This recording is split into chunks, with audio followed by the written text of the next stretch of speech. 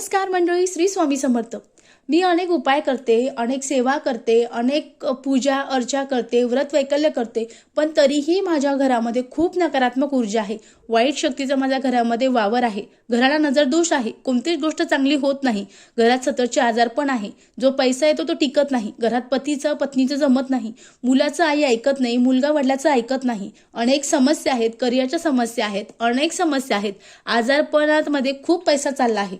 अशी समस्या जर तुमच्याकडे होत असेल तर तुम्ही कोणत्याही शनिवारी हा अतिशय साधा आणि सोपा उपाय करायचा आहे। उपाय कसा करायचा ते जाणून घेऊ, पण त्यापूर्वी तुम्हाला जर माझे व्हिडिओ आवडत असतील तर प्लीज चॅनलला लाईक करा, शेअर करा आणि हा व्हिडिओ जास्तीत जास्त लोकांपर्यंत नक्कीच बघा। मंडळी, आपल्याला एक मातीची पंती घ्यायची आहे। नवी असेल नवी घ्या, जुनी असेल जुनी घ्या। त्यानंतर आपल्याला एक लिंबू घ्यायचा आहे। लिंबू अर्ध्यामधून कट करायचा आहे। आडवा लिंबू कट करा, उभा करू नका।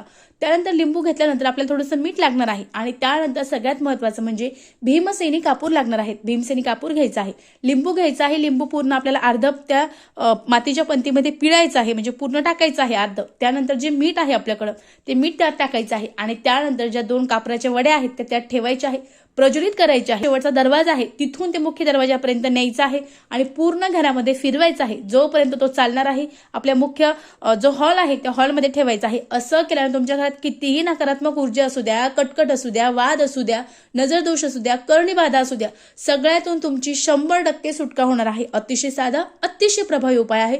निश्चित करून बघा।